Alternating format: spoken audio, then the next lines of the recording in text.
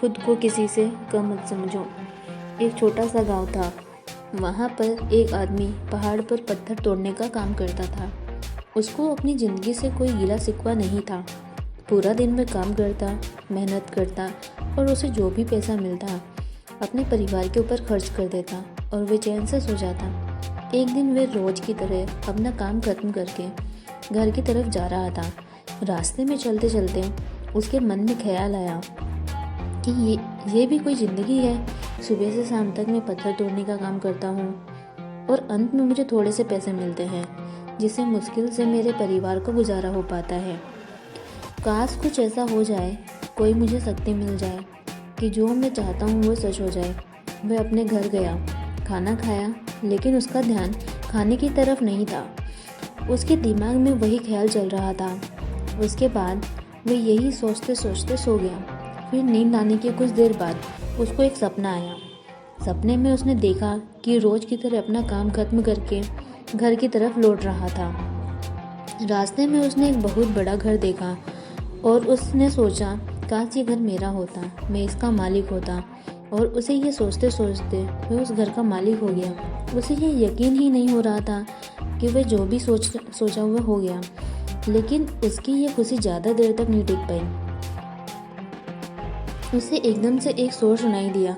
उसने देखा कि पॉलिटिशियन जा रहा है और लोग शोर मचा रहे हैं। तब उसे ये एहसास हुआ कि मैं उसके सामने कितना छोटा हूँ।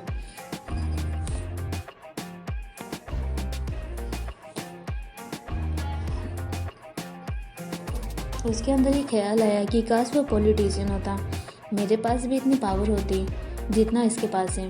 बस उसे इतनी सोचने की ही देर थी कि वो पॉलिटिशियन बन गया।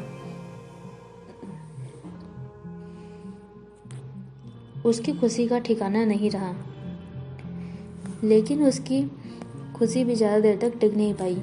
धूप बहुत तेज़ थी जिसकी वजह से उसे चक्कर आ गया और उसे एहसास हुआ कि धूप सबसे पावरफुल है, सूरज सबसे पावरफुल है।